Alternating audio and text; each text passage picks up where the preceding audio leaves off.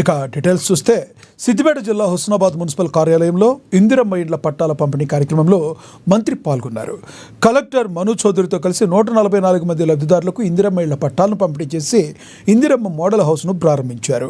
ఇందిరమ్మ ఇళ్ల కోసం ఎవరికి ఒక్క పైసా ఇవ్వాల్సిన అవసరం లేదని, అర్హతను బట్టే ప్రాధాన్యత ఉంటుందని ఈ సందర్భంగా మంత్రి తెలియజేశారు. హుస్నాబాద్ నియోజకవర్గంలో మొదటి విడతగా 3500 ఇళ్లు మంజూరు చేశామన్నారు. 10 సంవత్సరాల తరువాత ఇండ్లు వస్తాయని, ఎవరూ ఆందోళన పడవలసిన అవసరం లేదన్నారు. సన్న బియ్యం 200 యూనిట్ల ఉచిత కరెంట్ ఇందిరమ్మ ఇళ్లు పేదలకు అందిస్తున్నామని తెలిపారు. తనను కలవడానికి ఎలాంటి అపాయింట్మెంట్ అవసరం లేదని, నేరుగా కలవచ్చునని తెలిపారు.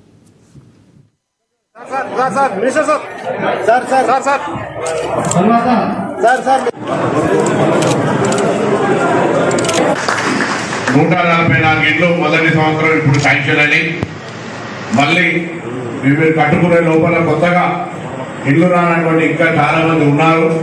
వాళ్ళకి మళ్ళా 2 నెలల మళ్ళీ 200 ఇండ్లు హుస్నాబాద్ పట్టణానికి ఇవ్వడం జరుగుతుందని మాట సందర్భంగా పనిచేస్తాను. నేను ఒక మాట స్పష్టం చేయదలుచుకున్నా. ఈ 144 ఇళ్ళ మంది ఇళ్ళు ఎవరైతే వచ్చినాయో పేదలకు మాత్రమే ప్రభుత్వంతో ఎంపిక కాబడ్డారు. మీరు ఎవరికి ₹1 నయా పైసా ఇవ్వడానికి వీల్లేదు.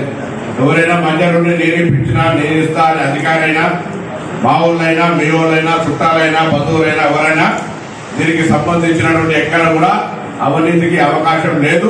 వాళ్ళకి ఇవ్వడానికి ఒప్పుకుంటలేదు, చర్చ జరుగుతూ ఉంది. ఈ విధంగా కార్యక్రమాలు జరుగుతూ ఉన్నాయి. దయచేసి నేను మళ్ళీ చెప్తా ఉన్నా, 10 ఏళ్ళలో వాళ్ళు కట్టినాయి, శాంక్షన్ ఇచ్చినాయి 1400, వాళ్ళ కట్టినాయి 140. మేము ఏడాదికి హుస్నాబాద్ టౌన్ 200 తీసుకుంటూ ఉంటాం. మండలాల కట్టలే, ప్రతి ఊరికి ఇందిరమ్మ ఇల్లు ఉంటుంది. గతంలో ఇందిరమ్మ ఇల్లు లేని ఊరు లేదు, హనుమంతుని గుడి లేని ఊరు లేదన్నట్టుగా మళ్ళీ 10 ఏళ్ళ ఇందిరమ్మ ఇల్లు ప్రతి ఊర్లో, ప్రతి వార్డులో పండుగ లెక్క చేసుకొని కట్టుకునే కార్యక్రమానికి ఈరోజు ఇక్కడ జరుగుతోంది. దయచేసి అందరూ కూడా ఈ అవకాశాన్ని వినియోగించుకోండి. వాటన్నిటిని పరిశీలిస్తాం. ఎలిజిబిలిటీ అంటే అర్హత అనేటువంటిది ప్రాధాన్యత.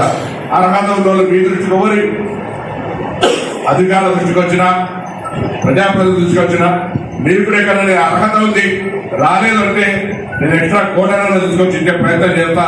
కానీ ఎవరికి ఈర్ష్యపడేటువంటి ప్రయత్నం వద్దు. అందరికి ఇచ్చేటువంటి బాధ్యత మాది.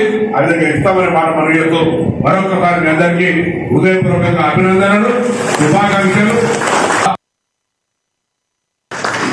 140